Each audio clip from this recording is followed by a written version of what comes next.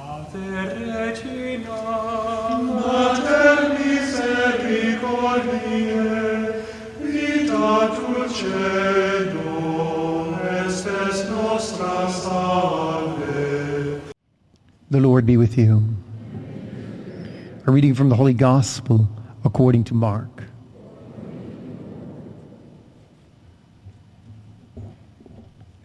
Jesus and his disciples came to the other side of the sea, to the territory of the Gerasenes. When he got out of the boat, at once a man from the tombs who had an unclean spirit met him.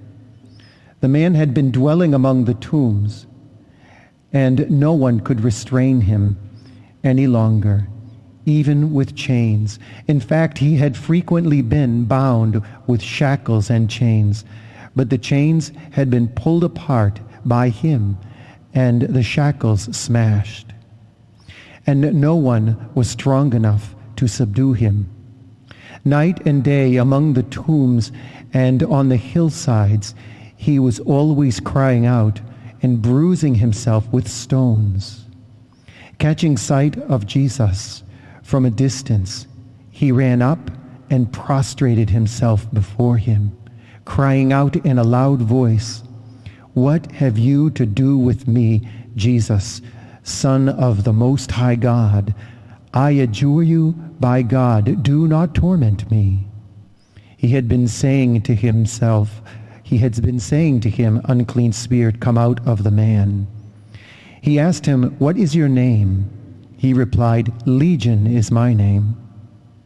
There are many of us." And he pleaded earnestly with him not to drive him away from that territory. Now a large herd of swine was feeding there on the hillside. And they pleaded with him, "Send us into the swine. Let us enter them." And he let them, and the unclean spirits came out of and entered the swine. The herd of about 2,000 rushed down a steep bank into the sea. They were drowned. The swine herders ran away and reported the incident in the town and throughout the countryside, and people came out to see what had happened. As they approached Jesus, they caught sight of the man who had been possessed by Legion, sitting there clothed and in his right mind, and they were seized with fear. Those who witnessed the incident explained to them that what had happened to the possessed man and to the swine. They began to beg him to leave their district.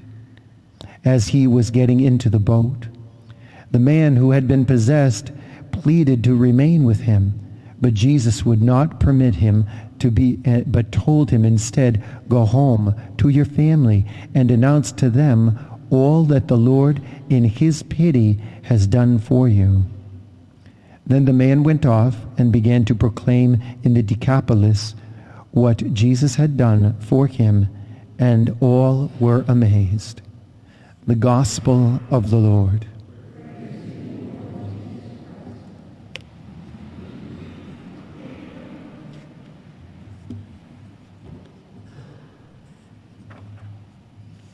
This gospel passage is a very vivid picture of what possession looks like.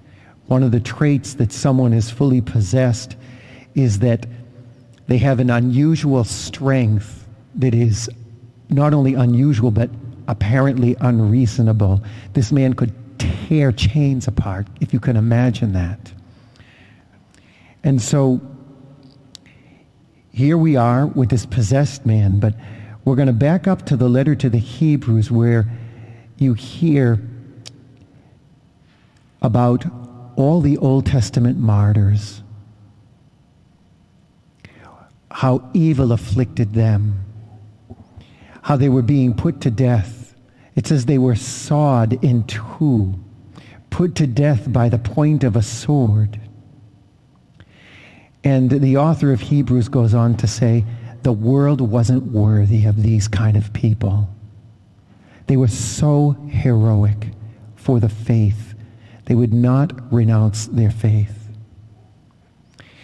And so truly, there is an ongoing struggle between good and evil, and it affects us. As Catholics, we're to respond heroically with heroic virtue. In other words, our response with heroic virtue to the evil in the world is a weapon against the devil. A heroic virtue, a person who's filled with these, is something that sends the devil in fear and trembling. The way to confront this virtue is in Jesus, to be united with Jesus, to be united with Jesus against evil. This Gerasene demoniac, he's possessed by legion. If you didn't know it, a legion in the Roman army was about 6,000 men. In other words, 6,000 evil spirits had occupied this guy. He was a train wreck. And he sends the demons into the swine. Why? To the Jew, the swine is an unclean animal. And it symbolizes a type of evil. And so it's like Jesus is saying, go back to where you belong. I'm telling you right now, go back to where you belong. He sends him into the swine, but then the swine, 2,000 of them, run into the sea. What's that all about? In Jewish tradition, it was understood that God's enemies could come from the sea. Because of maybe the big fish that they saw, they thought they were beasts in there. Okay? And so the tradition was God's enemies come from the sea to oppress God's people. And so Jesus is sending them back to where they belong. But there's another thing about the sea. He sends the demons back there because the sea also represents where the Pharaoh's army ended up being lost at sea, so to speak, all drowned at the hand of God. In other words, the sea is the place where they are contained and confined. The solution that Jesus gives this possessed man, not to go home, not to go with him on his travels, but to go home to his family. To be united with the support of his family. This is why family life is so important. It's the most fundamental place of support we can have. He sends him home with his family so that he can tell his family how great and powerful God is. But there's another family for us that also supports us. It's the family of our church. It's the family of being a Catholic. It's the family of the sacramental life. It's the family that can reconcile in the sacrament of reconciliation. It's the family that can provide us counsel in the face of evil with the wisdom of the scriptures. It's the family that brings us things like the 10 Commandments that give us a template for living a righteous life and a just life and a life of faith, even to the point of standing up at the fear of death against evil. And the irony of this is, Jesus stood up to the enemy on the cross. And when the devil thought he was dead, he rose again to new life. In other words, for the person in Jesus Christ, you may die physically, but you will be born in eternity, and the devil loses big time. This is where the martyrs go. Hopefully, none of us will have to suffer that. And yet, at the same time, The arduous task of remaining a good and faithful Catholic is in a sense a cross itself that we endure.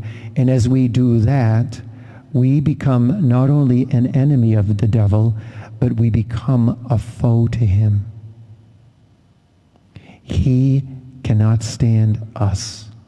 He wants to wipe out humanity. And he's frightened that we will finally wake up and see the power and the riches of Jesus Christ. He's afraid that we're going to come to that truth. Perhaps today would be a good day to really look at the Holy Eucharist, look at the body, the blood, soul, and divinity of Jesus, and see what God gives us so that we can help him rid the world of evil. Regina Caeli, letare